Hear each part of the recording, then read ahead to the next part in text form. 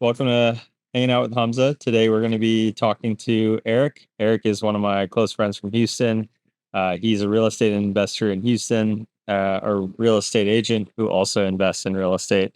And we're going to dive deeper into financial literacy, Tesla, since we both love Tesla, and just how to be smart about your finances in general. So, with that being said, thanks for listening and stay tuned. Hey y'all, this is Hamza, and I'm super happy we get to hang out for a little bit.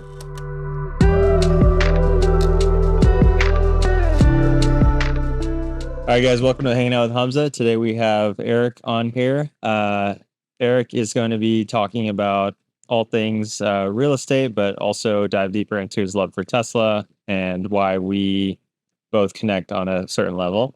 So with that being said, here's Eric. Yeah, man, thanks for having me. Finally able to make this happen after, just a few failed attempts. Pushing it, yeah. No big deal, no big deal. No, I appreciate you having me on. Yeah, I appreciate you driving down all the way to Houston, man. Yeah, man. Tell the audience about yourself, where you come from, what's your origin story? Origin story, guys. No, I'm originally I was born in Vietnam, and I moved to the States when I was about 7. Okay. Yeah, no English, literally just knew nothing, and then just grew up here. Obviously, immigrant.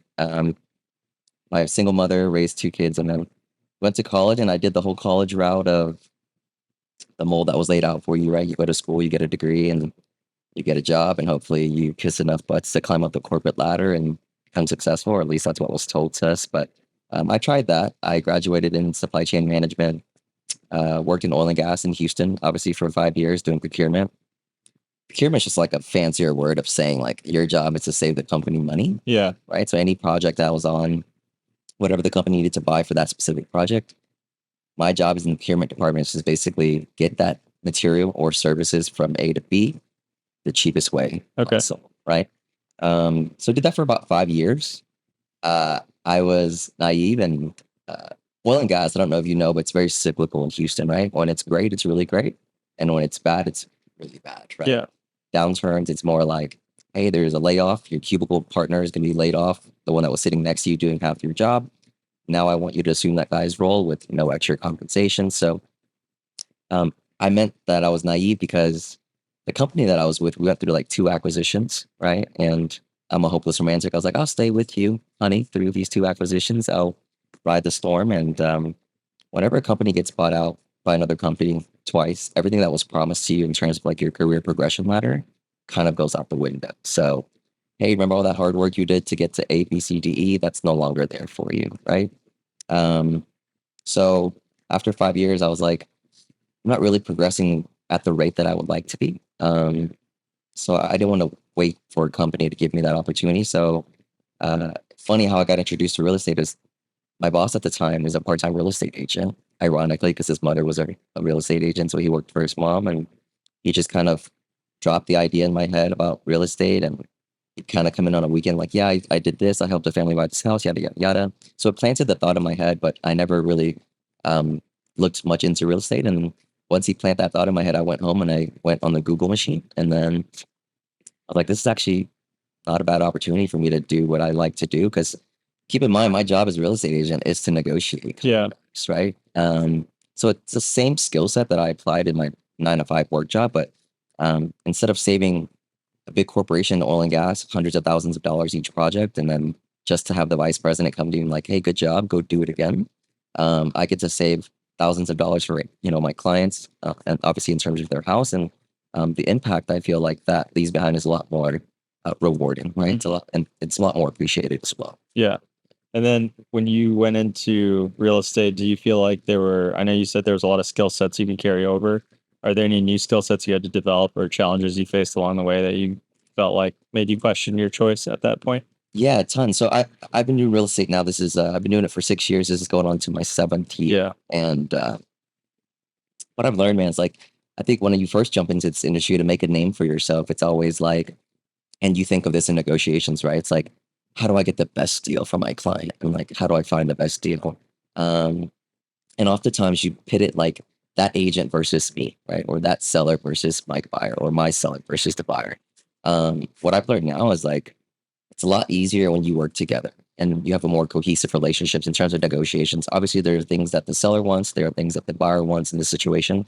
How do we come to that middle ground? And you work a lot more efficiently going about it that way versus looking at everything from a perspective of like, I got to do what's best for my client. It's my client only. I mean, of course, it's your job to do what's best for your client, but at the same time, it has to be a give and take situation, right? Yeah. I think a lot of people, especially in the last couple of years, real estate has become a much more focused industry, especially people going into it, real estate agents. I live in Austin, so there's a big market for that. Um, I think there's also levels to it, though. Do you feel like the entryway to become a real estate agent now is harder than it used to be, or is it easier because of everything we have No, that's a good resource question. wise?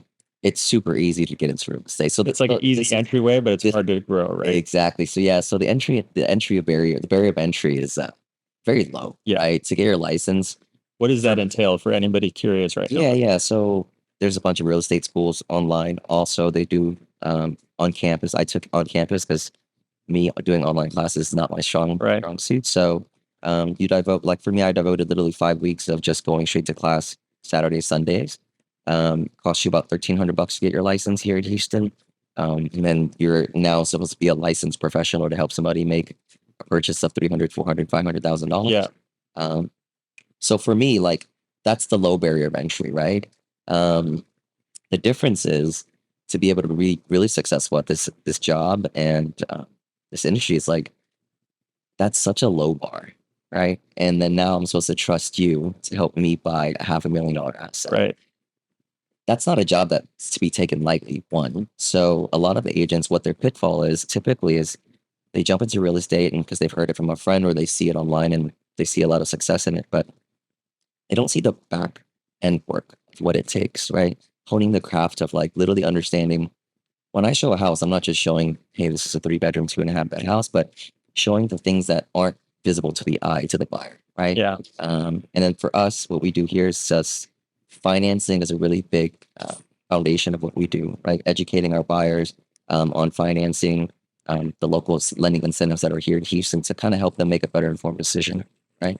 A lot of buyers don't realize that there are so many options. Right. As a buyer, when you're going and getting a home loan or applying for a home loan, like and there's so many great programs around Houston that incentivize you with down payment assistance or closing cost assistance, just all sorts of programs. So it's my job as an agent to go out and network with different banks, different mortgage brokers to find these products for my clients, and then being able to bring that back, offering that to the client, and then being able to explain that. Is that something you learn while you're taking school, or is that something you had to teach yourself on the side? Yeah, this is not taught to any agent. Okay. So typically in school, you're just taught The hey, basics. yeah, basics. You got to learn how to run the comps to see if this is a good deal for the buyer.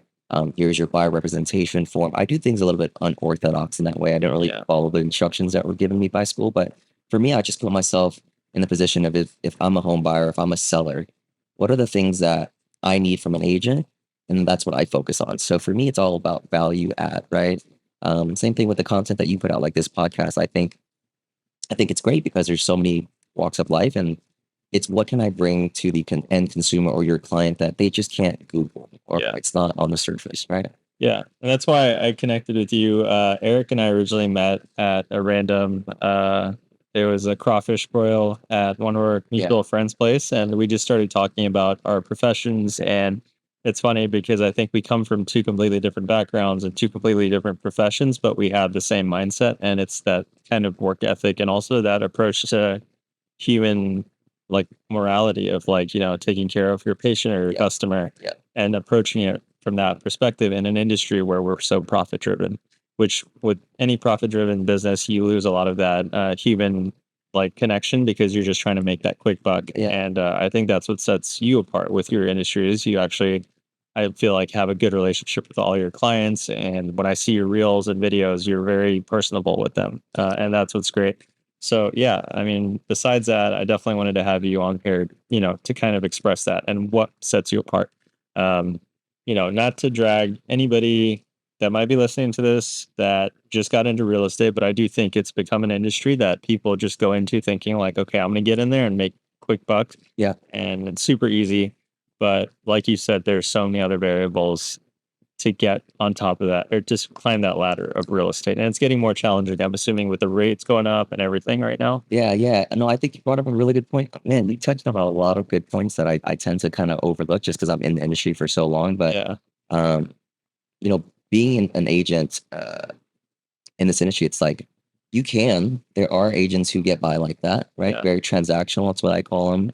You know, once you're done, you're like, hey, thank you so much. See you Yeah. later. You ever Thank you see for them? trusting me with the process. You've seen all these. Right. It's the same post, right? Thank you for trusting me with the process. And I think if that's how you want to build your business, that's fine. But for me, I've always focused on around like being really centric and like focusing on the relationship. Because Right. really, at the end of the day, my job is just managing relationships. Same thing with you, honestly, right? As a business owner, as a dentist, having your own practice, it's yeah, you can capitalize on one cleaning and whatever the case is, but how do you develop that relationship to where it's like an honest, genuine relationship and they do want to come back and you do genuinely want to help them because a lot of my clients, they're all repeat clients. Yeah. And that's just treating people like people, right? When they're done, like I want to make sure, obviously, congratulate my buyers and my sellers. And then I keep in touch, literally, I touch base. Yeah. And that's just, it's a real relationship. Yeah. I build a bond with these people. And the cool part of my job is like I get to be involved in their lives after the fact. And a lot of my clients now, like I help them sell their house to buy their new house to start their family. Yeah. And now they're on to their second, third kid. And Yeah. I got to be a part of all of that, which for me, it's super rewarding. But that's like for me, honestly, that's one of the best parts of my job and saving them money and then giving them a deal and negotiating on their behalf is just kind of like a byproduct. But if you run your business, no matter what you do, real estate, whatever you do, I think if you really focus on the people, right, and really fostering that relationship and building that Yeah. community, they'll take care of you. And I think that's how life works too. Yeah. Do you feel like getting into this industry was a challenge without networking with people? Do you feel like this is an industry where you need a mentor, or was it something that you kind of built by yourself and you met people along the way? What was the driving factor behind your success and where you are now? Yeah, I can't speak for everyone, but for me, it's like it's just my nature. Whatever I do, I really want to do it to the best of my ability. Right. Right. I never want to have. Can I curse on you? Yeah. I don't want Of to course. half-ass anything. Right. Yeah. If I'm gonna do it, I'm gonna do it all the way. So for me, how I grew and how I started trying to learn real estate was I joined a team and I just latched on to the top producer on the team. Right. And this is the Right. trust that you're at. Well, I started off at another company. Yeah, Okay. so I've been with Trust now for about 3 years. But I started off another small boutique for like Trust, and I just looked at who was the top producer. Yeah.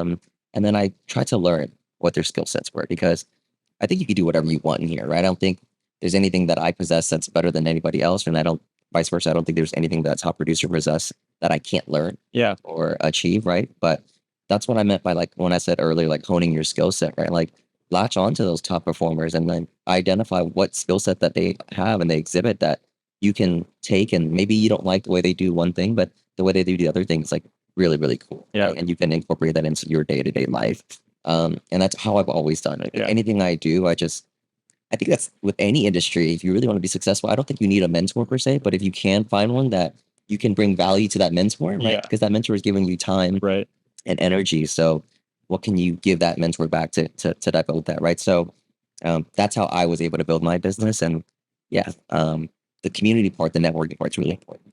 I think the other hard thing that you brought up is you left one industry to go to a completely different one, from going from oil and gas to real estate. Yeah. I think the problem a lot of people have, which I'm the same, I recently quit a job and I was unemployed for like a month or two. And it's a scary situation because sometimes you have to take that leap of faith and leave it. So, was there a tipping point that made you ultimately decide to leave? I know you mentioned, you were working multiple things, getting paid the same. But was there that one day you woke up and you're like, all right, I'm doing it today? No, that's good. For me, it's coming to America. It's a crazy adventure, right? Like I Right. was a kid from Vietnam and um, not knowing the environment, not having any family, just other than my mom and my brother here. Yeah. So for me, I had set a goal at a very, very young age. At a certain time in my life, it's a very long term goal. I wanted to be at this income bracket and to be able to achieve this in order to turn take care of my mom. And that's the end goal, right? The end Yeah. goal is to take care of my family, to take care of my mom, who's literally sacrificed everything to get me here. So that mindset has always been in me since I was a kid. And the number that I had in my mind, I wasn't getting there in the time that the oil and gas career allowed me to get there, right? I looked like 2, 3 years ahead and I asked myself, hey, if you're on this trajectory, can you get there? And I just didn't see it. So Yeah. when I started looking into real estate, I started to look at the successful real estate agents. And that's when it came down. That's what I meant when I was like, there's nothing that someone else has that you can't learn or become good at. Yeah. Right? You just have to put in the time and the research and the effort. And real estate, I feel like, has a lot of freedom in terms of you can make this much or you can make this much. And it's the difference is how much work you're willing to put into it or how much you're willing to get to that level. Whereas with certain jobs, I feel like there's always like a ceiling or something, depending on, the position you have and whatnot. So Yeah, that's true. That's why I chose real estate is because, my oil and gas job, I'm the kind of employee where it's not like, hey, I come to work, I do my job and pay me and I'm good. yeah, I'm the kind of employee where it's like, hey, I'm going to come do my job and I'm going to do it really, really well. yeah, So when it came time to assume like 2 roles in the oil and gas route, 2 roles, like I was able to do that. yeah, I'll do that for you for 3 to 6 months. I'll yeah, prove with data, right? I'm like yeah, a data person. I'll prove to you that, hey, I'm able to do both roles efficiently. But after 6 months, I'm gonna want my pay. right. You gotta Right. get your word. I don't just I'm grateful to have a job, but you should also be grateful to an employee. But corporations don't care Yeah, about that, right? Corporations, you're just a bottom number. yeah. So right. I think, And once I learned that and like you really don't matter in a corporation. yeah, So, that's why people get so burnt out, especially in corporate America. And it's really sad because, yeah, I'm hoping that anybody listening to this who's at that verge of wanting to leave to do something bigger or take that leap of faith hopefully get some inspiration from what you did. And I mean, I think it's also the immigrant mindset that we have. Like our parents, both of our parents, like came to America with nothing, like they kind of start fresh. And yeah. it's that mindset that like if they were able to do that with no internet, Yeah. no iPhones, like none No of the YouTube resources we have. University. Exactly. Yeah. And it's incredible that they were able to achieve what they have. Yeah. And so we have no excuse in that regard. So Yeah. I think we're kind of spoiled in that extent to have that ability to see it already happen. I often think about that, man, because the immigrant mentality is a real thing. Yeah. Right? Because if our parents, we didn't make anything of ourselves, I think everything that our parents sacrificed would be for nothing. Yeah. And I think that weighs on our shoulders a lot. Yeah. It's a gift and a curse, I think. Like It is. I love it. Yeah. I love it. Having that much pressure, but yeah. oftentimes ask like the new generation, like how do we instill that in them, and like where do they find the motivation on the drive? Because I often don't see it. Yeah. Right. Everything now is just They don't have instant something gratification, right? They Right. don't understand putting in the work, and it takes years to get here. Yeah. It's not like I just woke up and became successful. And my first year, I'll be honest, I give a lot of credit to my girlfriend at the time, now fiance, and um, to leave that 9 to 5 job, and I had a decent salary, right? And in retrospect, I had a decent salary. I had health benefits. To leave that to a job that's pure commission, right? Doesn't matter how many hours you work, doesn't matter what you do. It's you're only as good as your last transaction or Yeah. cases. But like to get that courage to jump, I did at the time. My girlfriend was a nurse, and I looked at her. I was like, "Hey, I'm thinking about making this transition, and I have X amount saved. This is what I would recommend to anybody who's thinking about making any kind of career change, whether real estate or whatever it is that you decide to go into. But have a plan, right? Have a Right. reserve set up. I didn't have that big of a reserve. Yeah. I'm more of like, if you push me against the wall, I will thrive. It's Right. just the way I am. I've always procrastinated in school. Don't take my advice. But I work well under pressure.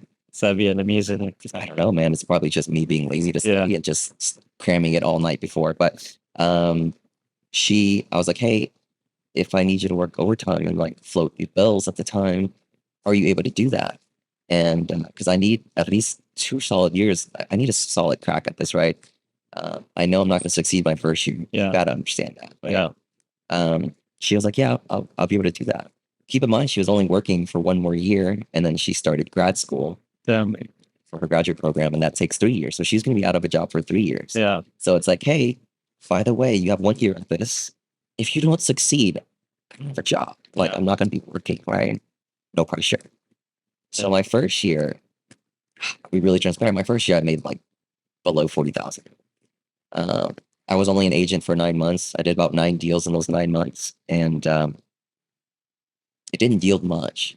But I knew that I was on the right path. I was making the right relationships, and I was building. Like I understood that, yeah, right now this sucks, and it's not It's not ideally where I was hoping to be at the end of the year, but I knew that like, look, no one good at their job is Right. good at it the first year. I'm sure your first year of dental practice Yeah, wasn't the prettiest. We won't talk about it, but it wasn't the prettiest. And same thing with me, right? I look back at some of my first I was great. transitions. Just You the were next great, I was just whatever. Good job. perfectionist. No, but for me, like I knew that there was something there. Yeah. And I told her, I was like, there's something here. Like I've only been doing it for 9 months. And on average, your average agent sells about 2 to 4 houses a year. Oh wow. And I was at 9, right? And I was only And you're in Houston, so I'm assuming like the property value is also not that high compared to other cities. yeah, I can't. Yeah, for Austin, it's crazy. Yeah. I've looked at other markets too. Dallas is another crazy, rapidly growing city. But for Houston, I just, you know me, I'm a big Houstonian. I have a lot of pride for the city just Yeah. because I love food. I think you and I share that Right. same love for food. And everywhere that I go, and the more that I get to travel outside the U.S. and even around the U.S., one thing is constant, man. And Yeah. I'll go to battle with anybody. The food scene here is just incredible. Yeah, I don't Right. disagree. That's even moving to Chicago and living in Austin, I realized it more and more living in those cities how just diverse Houston is with their food and just the amount of hole in the walls you can find here versus any other city is just incredible. And Yeah, and I think quality of the that's to say, like with our diversity, right? yeah, It's you can literally find any kind of cuisine, mostly here, yeah, and you can find an authentic place that serves that cuisine. right. I think the only other place that's like really rivals us is like obviously New York, right? They're super Yeah. diverse, and California too. We get a lot of inspiration from California. But even those, they're like more upscale restaurants and whatnot. Here you can go to like a mom and pop literally like a gas station restaurant and have like some quality food. Some that might not pass food inspections. but Yeah. food. exactly. Yeah.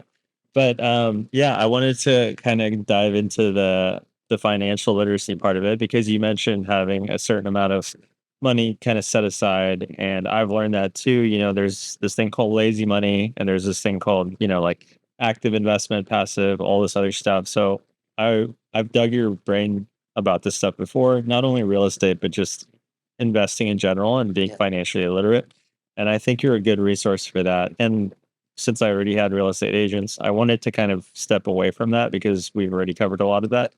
But there is still a lot of just lessons you've learned along the way working in this kind of capacity. So, starting off with lazy money or the money you set aside, do you have any advice? Obviously, everybody listening, he's not an accountant, he's not certified to give this advice, but it's just his opinion. And if you'd like to take it as I did, then that's great.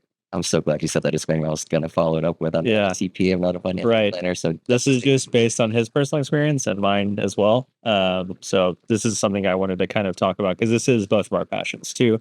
And every time we hang out, we're always talking about how we can save and make more money at some point. yeah. So I thought this would be a good thing to kind of share with the audience. No, I think it's a big deal for me because in school, right? Like we're not taught any of this stuff. No, No one teaches us about taxes.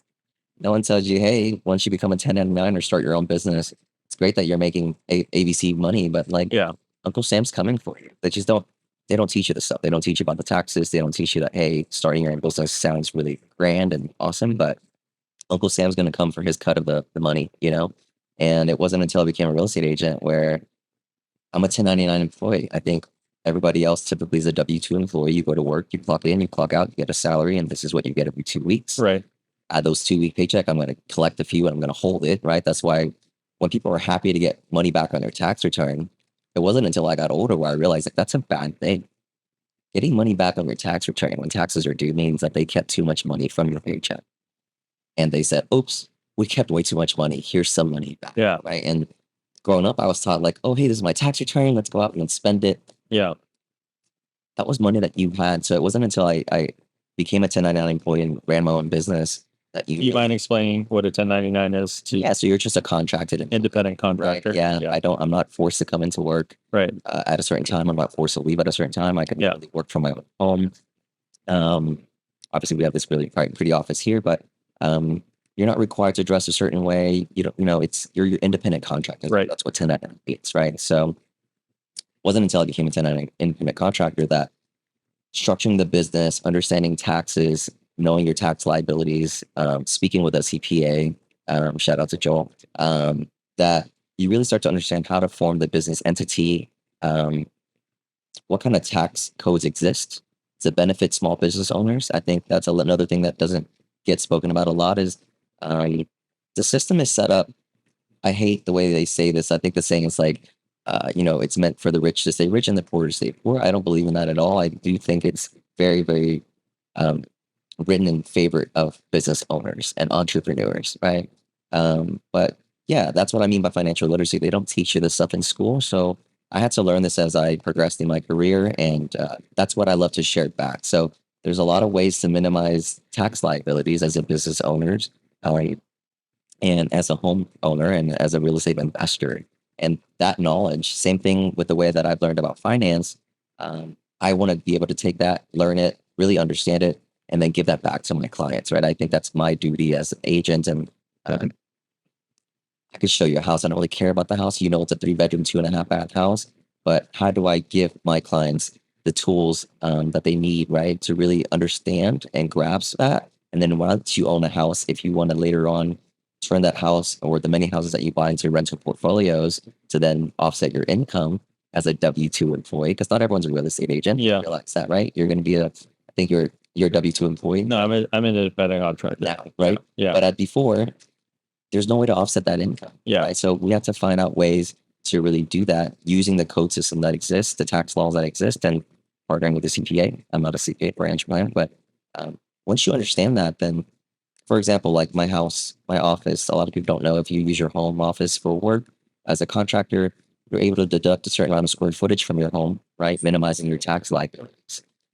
Layman's term, minimizing your tax liabilities means if I make $100,000 a year and it costs me $60,000 to do my business, whatever it is, whether it's marketing, I invest in cameras, this microphone, this equipment.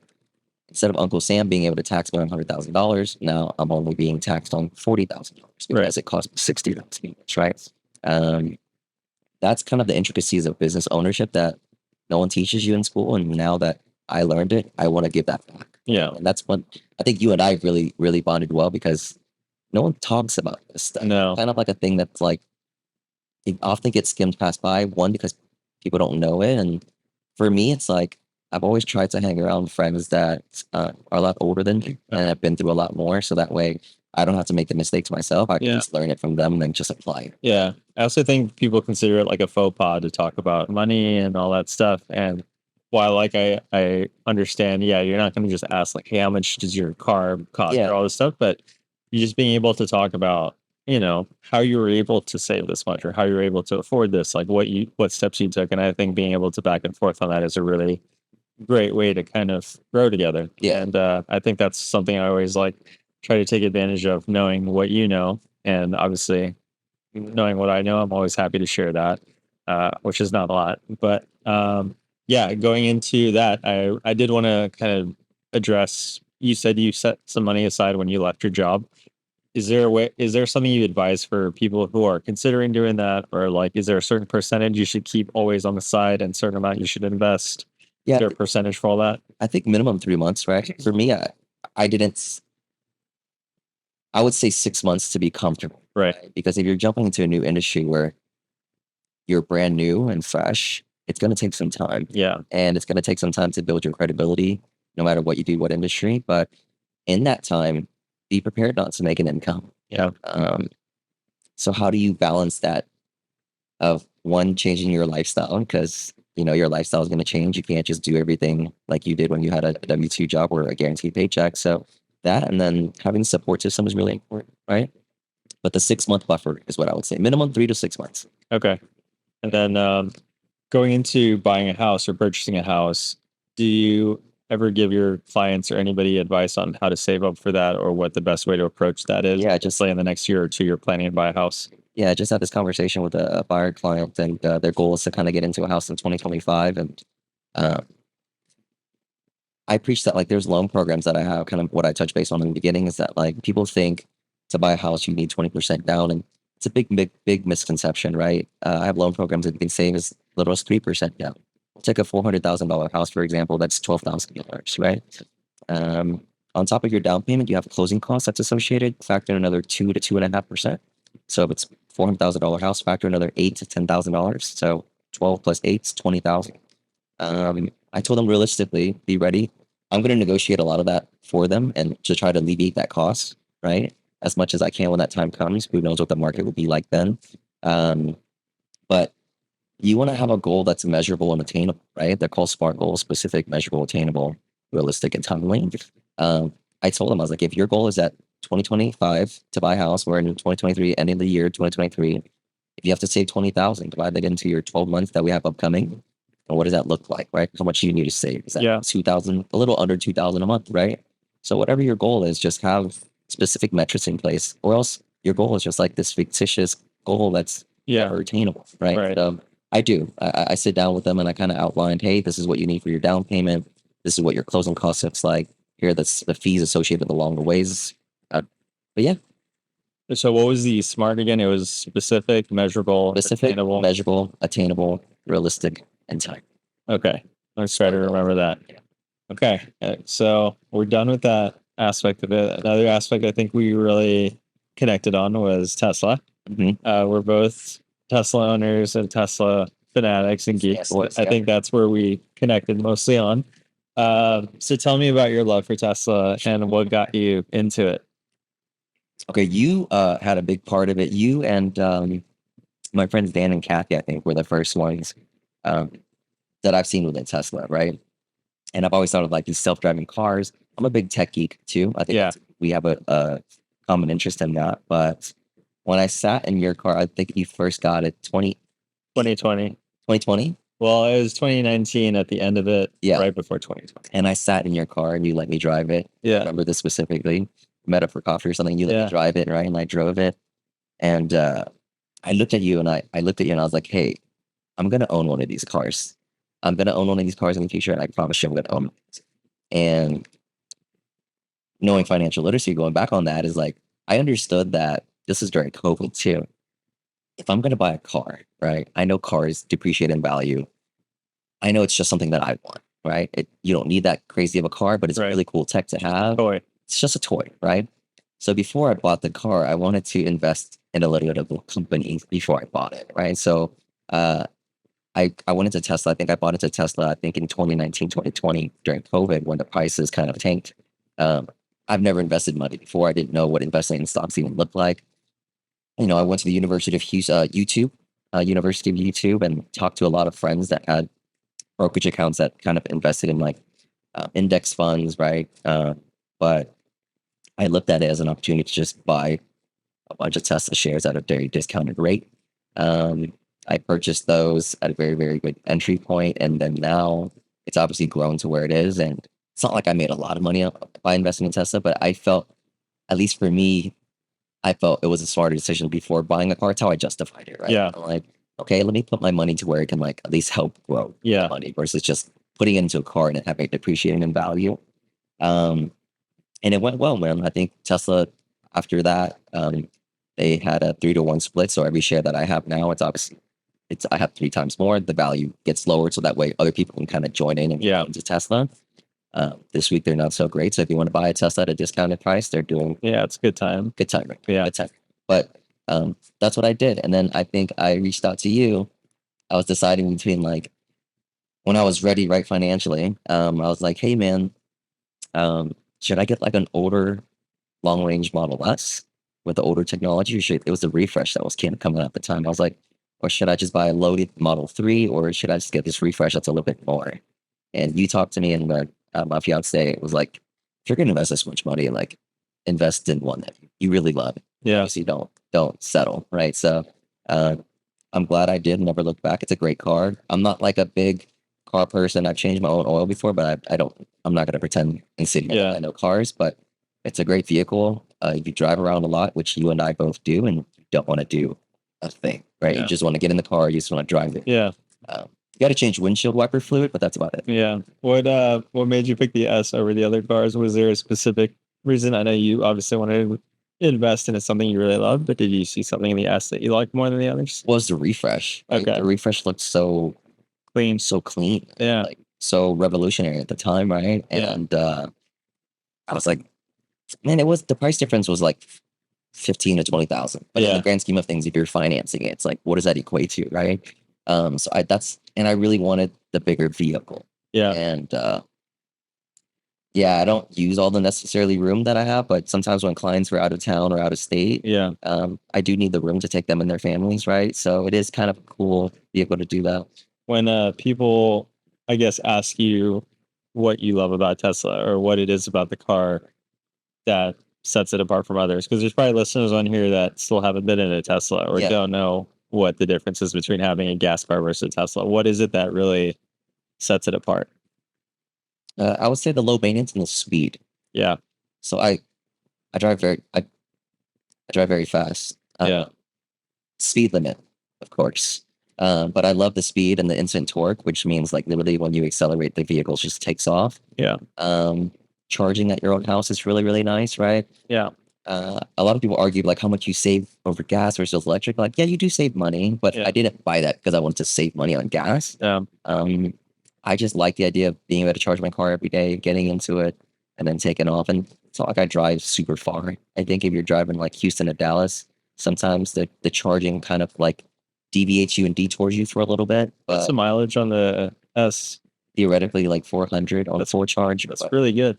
yeah, but Yeah. we only charge it to 80% or whatever. Yeah. But yeah, theoretically, but the way I Right. drive, it's Yeah, because from Houston to Austin, I'll do it on one full charge. So Yeah. I'll still have 20% left. So you probably have a pretty good amount. But Yeah, from and I here to think Dallas is probably a bit more challenging. yeah, and it's really smart how they built the car. And I'm a big Tesla fanboy. Just the company won, but like the owner too, Yeah. right? I think he is just a That's a hot topic right now. hot topic. Sure, I won't get into like the nitty gritty of it, but I think he's just a troll, and Yeah. I like trolls, Yeah. especially at that level of success and that level of wealth. I think it's cool to have someone that's kind of against the grain. Yeah. What do you think about the Cybertruck coming out? I want to go to Austin and see you and see this. Yeah. If you can get me in. But Yeah. when I first saw the renderings, I was like, this is a little much. Yeah. This is, I get the hype, right? Right. It's Prototype. polarizing, but I think that's the cool thing about it. Yeah. Is it's very And polarizing. now that I see it like actual, like on Twitter and or Yeah. X or whatever on social, and it looks beautiful. It looks great. Yeah. It looks like a little crazy Mad You Max. think you'll go from the S to the Cyber? No, you're gonna keep your S. I love the S. Yeah. I don't have the need for it. Right. If I was like a macho man doing, Did you get FSD on yours yourself? No? Okay. That's the other issue is I think that the amount that they've raised it by has really helped me back wanting to, because they recently had that deal where you could get the next car and transfer your FSD over. that's right. And they kept calling and I was like, oh, should I do it? Should I do it? But it just didn't, like, the first off, the interest rate is crazy. I didn't want to deal with that because my interest rate is like crazy low right now. Yeah. And then secondly, I was like, it doesn't make sense to get that, especially if the Cybertruck's coming out and they're probably going to refresh a lot of the models like in the next year or two. So it just didn't justify it. Also, I just think it's really dumb that you can't transfer FSD over. That's like my own. Have you used thing. it? I use FSD all the time. Oh, really? You have it? Yeah, I had when I You bought it when it was like obviously like 3K. It was like not No that brainer. much. Yeah. And so I was like, of course I'm gonna get all this because that's part of having the Tesla, right? course. That's like part of the reason. And so now I look at it, I think it's like 12K to get everything. Yeah, And yeah. it's just insane. And on top of that, you can't transfer that over to your car if you get another car, which in my opinion is dumb because that incentivizes people to want to get the next Tesla or whatever. I don't understand the reason for it. And break it down in layman terms for people who don't know what FSD and autopilot are. So full self-driving is what FSD is. That's what a lot of people think of when they see Teslas, like they drive themselves. It's theoretically, yes, it does drive itself. Like you put in a destination and it will theoretically guide you there. There's a lot of bumps along the way, and it's not perfect. But I'm on the beta right now, and it's actually really good. Yeah, Like, now. Yeah. But I think when It I took first tested it, I was like, dude, I'm not gonna be this guinea pig. Yeah, And I'm don't glad get you that are the price guinea point. pig. I appreciate you for Yeah, getting the no data problem. points for us. But full self-driving is one thing, and then autopilot now comes standard in all of the Teslas, which Right. is think of it like assistant lane cruise control, right? Yeah. But a lot more efficient. It keeps you in your lane. It Does it do lane switching too? only on only with full self-driving. Okay. Which I am jealous of. Yeah. I rented a car recently that had full self-driving, and I was just signaling Yeah. autopilot, It does and it. it just took it, and Yeah. I was like kind of worried, but Yeah. I'm glad it did. But so autopilot just kind of keeps you in your lane, controls the distance between you and the other car, and then full self-driving takes care of the wheel, which is very, very scary. Yeah. Honestly, the most like incredible thing is how it all works, especially with the beta right now, is obviously sure you know the dojo and how it collects the data and Yeah. everything, but just for the audience. So I'm currently using full self-driving beta, which means that this is not released to the public yet, but a couple of people or a lot of Tesla drivers or owners that have FSD can apply to be a part of this. And once they're in the program, they can drive their car on FSD and it collects data. This data is taken from my car as it's driving on these specific roads, selecting all the data that's necessary from those drives and sending it to what's called the dojo, which you can imagine is like this just hub or like this beehive full of information. Just computer learning. And then that same information is then sourced out to every single Tesla. So any single Tesla from then on that drives on that road in that climate, whatever weather, whatever patterns, can now it's basically aware of what the conditions were like when I was driving it, which is incredible because if you think of how many people have Teslas, how much data is collected, you basically are covering like every single road system under every condition, etc. So I think that's what set Tesla apart from a lot of electric vehicle owners because a lot of electric vehicle owners are thinking like, why would I buy a Tesla when I can get a Honda EV or whatever Yeah. and all this? And it's like it's not the car, it's the tech behind the car that people really underestimate. And Actually, you and I are buying a tech yeah, product, right? It's not they're not a car manufacturer. They are a car manufacturer, Yeah. but what you're buying is for is the technology. yeah, it's like the Apple computer cars. Like they've been around for such a long time now. They basically mastered the art of electric car technology, and now on top of that, they're improving these standards while other car companies are trying to keep up with them. And I mean, if I were to give it a year estimate, I'd say they're 10 years ahead of everyone, especially Yeah. with battery tech. Like I think they've reached the peak of battery tech, so now they're trying to figure out ways to enhance it. Yeah. But the tech itself of like, you know, the dojo and all this other stuff is incredible. And Have on you top of driven any other EVs? I have. I drove actually the Taycan. Okay. I drove the Mercedes EV, Okay. and I drove the Rivian for like a very short thing. But yeah, it's just weird. It's like they all have really cool perks. I will say the interior of all those other EVs are years ahead of Tesla. I think Tesla, unfortunately, it really lacks in that quality. Yeah. And that's the major downside. But again, like Eric said, we're not buying it for the car, we're buying it for the tech. And I hope they do catch up with that, but I think they're putting a lot of more of their money into the tech. Yeah. What was your experience like? I know this is your podcast, but I was just curious. What is your No. experience like with the Taycan and the Rivian? Because when I say I'm like a tech nerd, I literally stay at home sometimes and Yeah. I'll Watch YouTube MKBHD. Yeah, him Yeah. and Marcus Brownlee, and then I just watch like walkthrough videos, Yeah. like reviews. I'm not gonna Trust buy me, the I do the vehicle. same. Yeah. I just nerd out. Exactly. What's the interior? I'll still watch like Android Yeah. phone. Yeah. I'm never gonna own Me it. too. Like the Taycan, I Yeah. love the tactile buttons. Yeah. I love the little fake noise. Yeah, exactly. That's the thing I think is like they have these really cool little gimmicky things. Yeah. But at the end of the day, I would never buy that car. Like they're fun to drive, they're fun to experience. Like every time I see a friend who has them, I'm super excited for them. Yeah. I'm not one of those people that's like, oh, you didn't get a Tesla. Like Yeah. that's lame. It's Yeah, like yeah. no, it's like it's cool that people are transitioning to EV, and I think it's a cool thing to nerd out about with people who before were not kind of car nerds and now they love this. But at the same time, I don't think I can ever not have a Tesla now. Like I was just thinking, like next car I get, it's going to be very hard to step away from Tesla. The only other car I'd want to get is a Porsche, and that's more for like personal car enthusiasts. Yo, we did not plan this. Okay. We did not plan this. So that's so funny. That's Yeah. okay. I'll ask you what kind of Porsche, but I'm not I'm not an EV or go home kind of guy. Yeah. Right? I'm a both, right? Yeah. Because if you've experienced a freeze here in Texas, Yeah. you understand that like it's very tough, right? Yeah. I always want one gas powered car and one electric powered car just to have who knows in what situation. But as an enthusiast, like I said, I'm not a huge car guy, but I have an admiration. Like I've driven a BMW, I've driven a Porsche, and it's like the mechanics of when you drive that car, the feeling of Yeah. when you drive that car. I cannot explain it. Yeah. And until you've driven and then like feeling the handling and like how it drives and how you feel while you're driving it Yeah. is a reason why. No, I love anything I'm just the type of person like before I buy a shirt, I'll research that shirt for 3 months or something before I buy shoes. Yeah, like I really love the thought and love that goes into products when you buy them, and also just the quality. So like I've also tried to minimize what I buy so that it lasts longer. Yeah. So even if I'm spending a couple dollars more, at least I know that I'm not gonna have to reinvest in. So like I've stepped away from Zara and fast fashion and all that Yeah. kind of stuff.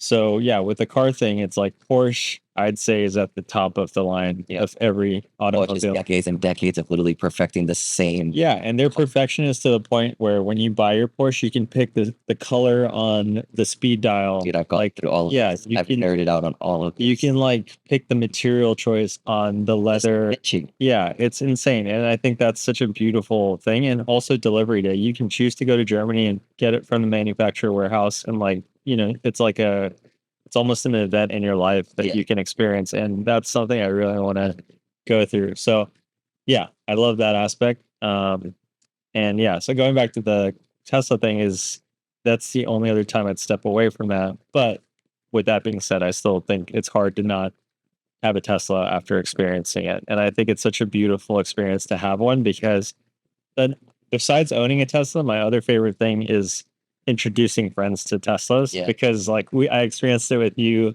I experienced it with like so many other friends who now have Teslas. I think I've referred like 10 friends now, and it was great because you get a referral network. But like besides the benefits of that, it's also just knowing that you brought this other friend into like such an enjoyable aspect of driving. Like it changes everything. Like people really underestimate just how intuitive Teslas are. Like the fact of like walking up to your car, opening it, getting in and driving it without pulling anything from your pocket, right? Like the concept of not having a key anymore, the concept of the car always being on, like it's not, there's no on button. People are always like, I've had friends call me when they rented Teslas. They're like, hey, I'm in this car. How do you turn it on?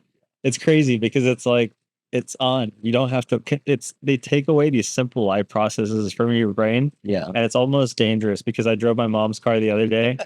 I think I told you I went to the gas station or no, I went to a supermarket and I went in, bought groceries and did all this stuff. I was in there for probably like an hour and I came back out and my mom had this like gas engine car and the car was still running. The doors were unlocked and like it was just sitting there like for anybody to steal at that time. See, that's And it's just because I was so spoiled with the Tesla concept of just like not having to do any of that. just get in your car and go. And Yeah. I think that's funny you say that because like the same thing just happened to a buddy of mine that's on my team. I was walking into here, so he's getting ready to buy another. He's looking at the Flash, right? Oh, nice. He has an older P100D, and he put it in the shop, and he's looking at this Plaid, really great deal. And the car dealership that it's from, Mercedes, gave him a rental, right? And he had parked a rental. It's an E-Class, very nice car. It's the electric one? No, it's a gas car. Gas. So I was walking into the office. I just noticed his car had the taillights on. Yeah.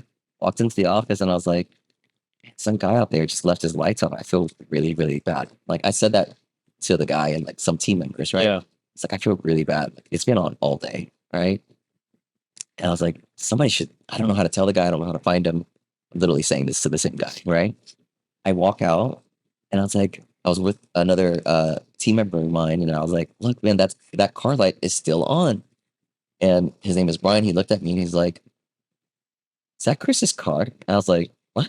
He's like, that's Chris's rental. And I totally forgot that he had a rental, right? And I walked up and I see the dealer plates. I opened the door and like when I tell you that car was there for the taking, like Grand Theft Auto, real life, you could have just opened the door, put it in reverse, and left with a nice Mercedes E-Class, and it was there the entire day. Wow. And that speaks to the security here, I guess. But it's funny because we're so spoiled, right? Yeah. And the Teslas have like 7 or 8 cameras in the vehicle. So another thing like that happened to my car, I was out one night celebrating a friend's birthday and we're in the Heights and a guy had backed his F-150 into my car while it was parked. Oh man. Drove off. I came out to the car looking like that. And obviously my first initial instinct is like, what the fuck? And what happened to it? Was there a dent? Oh, dude, it was bad. I gotta show you. But I don't think I saw it. But I don't want you to see it. It's kind of really sad.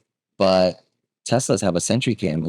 It's included in the vehicle, right? Yeah. Instead of having a dash cam they have to buy, it's already included. There's so many cameras, and I literally went back through my dash cam footage, and I found the time, the date, and it got his license plate, to insurance, and there's no argument there. Yeah. Like, I don't think you could get that with a lot of the other vehicles as standard, right? So I think they just make it so easy, and I think that's why we love it so much. They put so much thought into like the user experience. Yeah, the interior is very minimalistic, so it's a love or hate it thing. But I think the thought process, kind of what you were talking about, you love to see what thought went into design of the product. It's like, charging a car, it's gonna take 20-ish, 30, even 40 minutes sometimes. Yeah. And they intentionally put these chargers at specific locations where you can get out of your car and walk and kind of grab something to eat. Or if you want to relax in your car, there's like Netflix, there's Hulu, Yeah. there's Zoom on the car now, which is insane. You could take a Zoom call from the car. Yeah.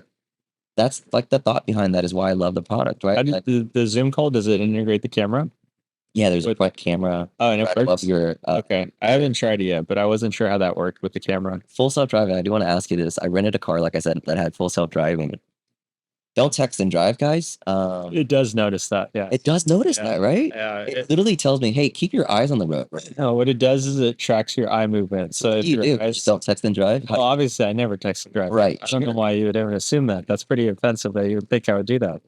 Huh. Yeah. But let's say hypothetically, one Hypothetically, real estate agent and wanting to text and drive. right. Hypothetically, if one were to text and drive, it tracks your eye movement. So if your eyes are not looking directly straight, but they're like looking a little towards the right, then hypothetically it tracks that movement. So So if you were in a hypothetically, position, if you were someone who did that right. atrocious If thing, I was somebody like irresponsible who would do something silly like Oh. that is totally ick. just gross, Sure. I would wear sunglasses, I'm like, or you could just hold your phone like directly in front of you and just look down a little bit. Or yeah, you could use the little integrated feature, obviously, where you just like, play the text out on there. sunglasses, huh? Yeah. Also, Crazy, Elon. Crazy. if you're doing FSD, you know how there's a little tug at the wheel to let it know that you're awake or something? Sure. My mentor, Honor Beck, who was Let's probably, bleep that out. Let's bleep yeah, his wife will not approve of this, but if you take, those weights you put around your arm and stuff, and when you're running or whatever, if you put that right there, you won't have to do it the rest of the drive. So I'll take this advice. that's just something to keep in mind for anybody who wants to tell people what not to do for FSD driving. So that rental car I had no idea because I don't have FSD. So Yeah. I rented the car and it had it, and I was working and driving, and it just like kept beeping. And I thought normally it beeps. Tesla makes you enforces you to put your hands on the wheel every few seconds to make sure that you're not sleeping and driving. And it kept beeping. I was like, my hands are on the wheel. Like, I don't know why you're beeping at me. And it literally said, like in red letter, it was like, keep your eyes on the road. I was like, how are you tracking my eyes right now? Yeah. And then I just ignored it because I was like, what kind of wizardry is this? I kept texting, I kept driving, and I paid attention. Yeah. And it just literally said, because It's no longer it's no longer available. Yeah, that's great. They took it away from me. I mean, that's great though. I think that's another thing I think Tesla's really good at is they try to integrate and constantly update the system to fit whatever, whether it's regulatory guidelines or safety issues. People don't know this also is Teslas are rated the safest vehicles in the world. Like their crash safety ratings are the highest. Yeah. And that's something Elon even said was like their top priority before everything else. So, the vehicles have zero turnover rate. Like you cannot roll over Tesla because the batteries are based on the bottom. And then on top of that, you have the safety tech. So all the sensors, everything are like the highest. Like the amount of times, like even when I am paying attention to the road, the amount of times the cars actually save me from like getting close to rear-ending someone. Because I mean, in Houston, I'm sorry, man, the drivers here are fucking awful. Yeah, and so every time I drive here, I'm stressed out. But a little of that stress is negated by the fact that I'm now driving a Tesla. Yeah, and there's been so many times where it saved me from like almost rear-ending because it'll just be like everybody's going like 80, and then all of a sudden it's like stop and go traffic, and it's just crazy. But that's been great. But yeah, man, I'm glad that we probably sound like so pretentious just talking about Porsche. Sound like little Tesla fanboys, like nerds, right? But that's fine. It's just hard. I think owning a Tesla in this current like climate of Elon and what's been going on with him, that's been kind of an interesting thing. And I was always worried because owning a Tesla, people always assume like, oh, this guy's like either rich or pretentious or all this stuff. And it's funny because like they're not that expensive when you compare them to other cars for what you're getting, the bang for buck. Yeah. So I was always worried about where, how every car has like a kind of mindset of what that driver is like. Yeah.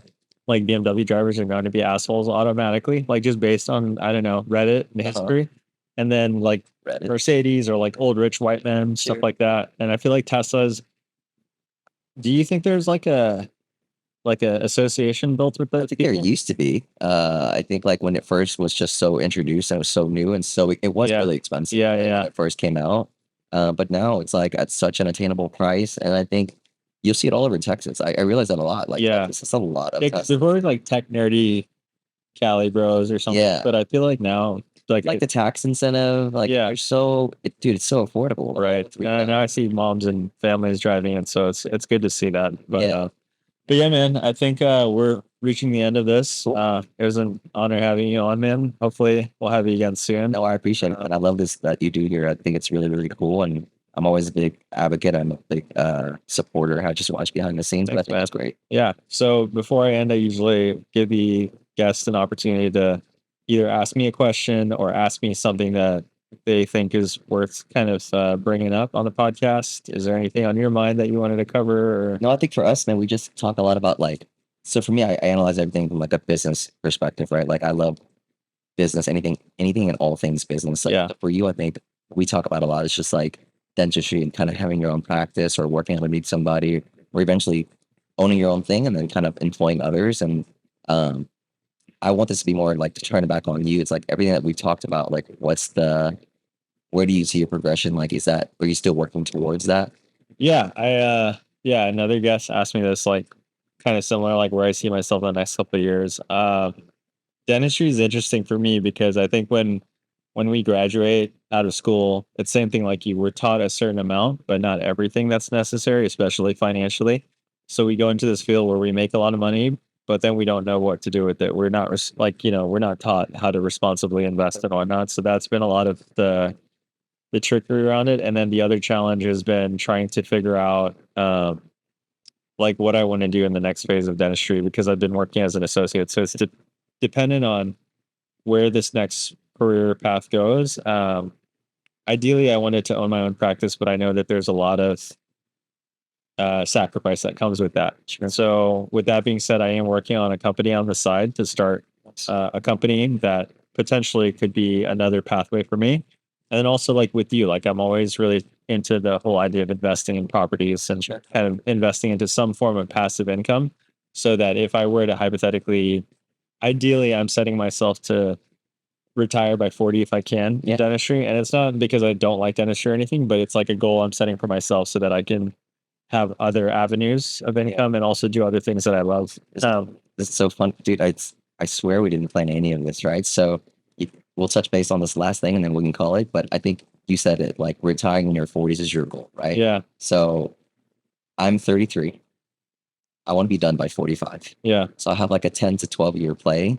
Um, Going back to real estate and kind of what we talked about, it's like people don't understand how easy it is to attain a house, right? So I have loan programs, like I said, they're 3% down. Yeah. There's no mortgage insurance, and then my interest rate's a lot lower than the 8% that you're Yeah. typically getting right now.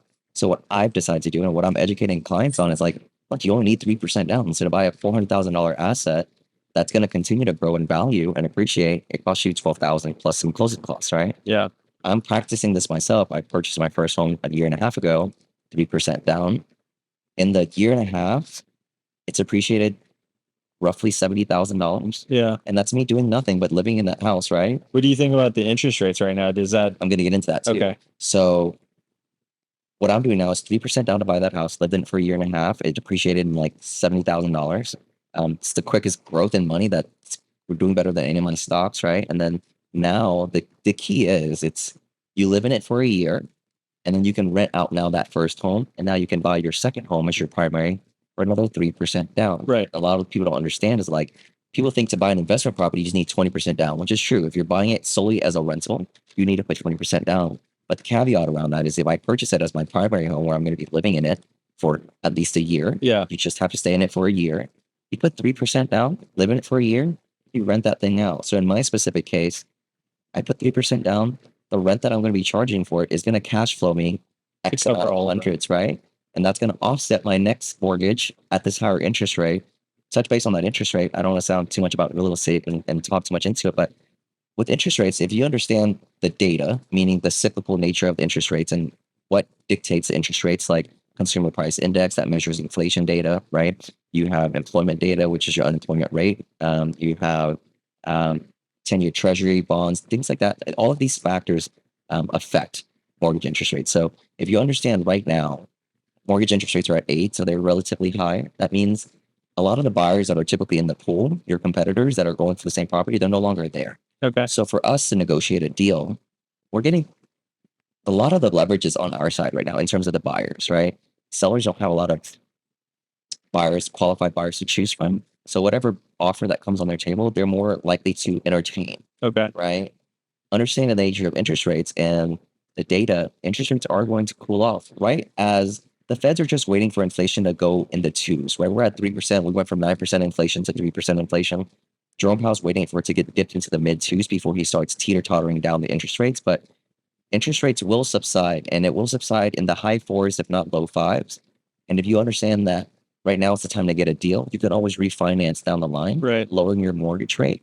But what I don't want people to do is like, there's a lot of people that like, their mindset is like, I'm going to wait on the sidelines when interest rates do cool off. So before I buy, the issue with waiting though is They're like, going to go up. well, everyone and their moms are waiting. Oh yeah. It's the same play. So if you want to wait, feel free to wait. Yeah, interest rates will drop and you can buy it at a lower mortgage price, but the sales price, interest rates and home prices are always inversely related, right? During COVID, when rates dropped to 3%, which it will never go back down that low ever again, what happened was you had multiple people because now they could afford to buy it, multiple people bidding for one same home. So they were overbidding list price, they were waiving inspections, which is crazy, right? Yeah. So now is the time for you to take the time, get your inspections, negotiate the crap out of these sellers, which is what's happening right now. Get the deal, refinance down the line. So for example, the new house that I'm buying, um, we're doing it at like a 7.5 interest rate, but I got majority of the closing costs paid for. And the closing cost is money out of pocket that you have to pay for right now, right? The mortgage interest rates won't be this way forever. So if I just save $10,000 on closing costs and I just had to come down with 3%, I literally bought a house for $12,000. Yeah. Right. So the mortgage for my first house, which is now going to be a rental, will offset this mortgage until interest rates cool off. I'm going to refinance and then my mortgage rate will be a lot lower. So I want people to understand that it's really not that hard to attain a house. Yeah.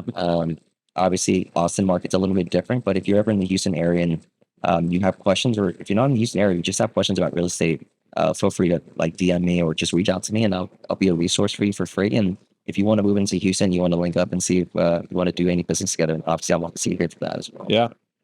Well, so yeah, with that being said, I just wanted to say thanks for coming on. Great, thanks for Love to do business with you in the future and also hang out as usual. If anybody's interested in learning more about Eric or wanting to reach out to him, like you said, I'm going to leave his information in the bio section. And I will also be sharing a lot of reels and whatnot with his Instagram on there. So feel free to reach out to him. He's really great. He's easy to talk to. And yeah, again, thanks for coming on, man. Thanks so much, man. Thanks for hanging out with me. And thank you for listening. Take care, guys. Bye, guys.